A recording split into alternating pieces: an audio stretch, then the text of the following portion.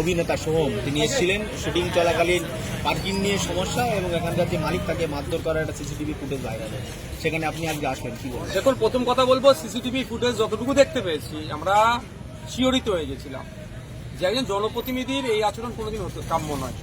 যেভাবে মুখে পাঞ্চ করেছে, লাথি কিক মেরেছে, এটা কোনোভাবেই কাম্য নয়। তারপরে এটাকে ধামাচাপা দেওয়ার চেষ্টা করছে, আমি ধিক্কার নিন্দা জানাচ্ছি।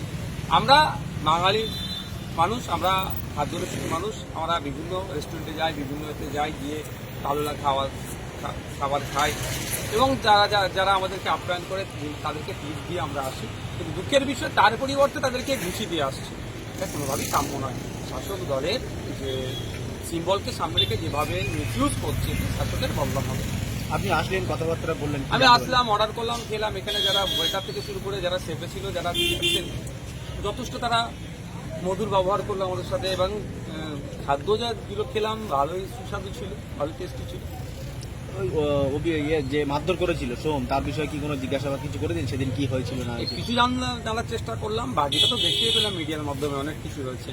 সেটাকে ধামাচাপা দেওয়ার চেষ্টা করেছিলেন অভিনেতা বা বিধায়ক, কিন্তু সিসিটিভি প্রকাশ্যে আসার পরে সেটাকে নিয়ে সবাই ধিক্কার জানিয়েছে, আমিও ধিক্কার নিন্দা জানিয়েছি।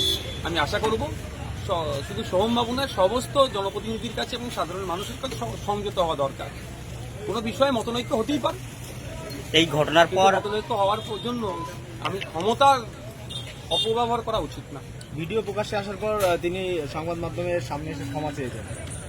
দেখুন, সেটা আমরাও দেখেছি, প্রত্যেকে দেখেছি, কিন্তু আমার মনে হয় ওনার যদি রুচির পরিচয় দেন, ওনার নিজের ভুল যদি বুঝতে পারেন নিজে, তাহলে আমার মনে হয় এখানে আসুক একবার এসে।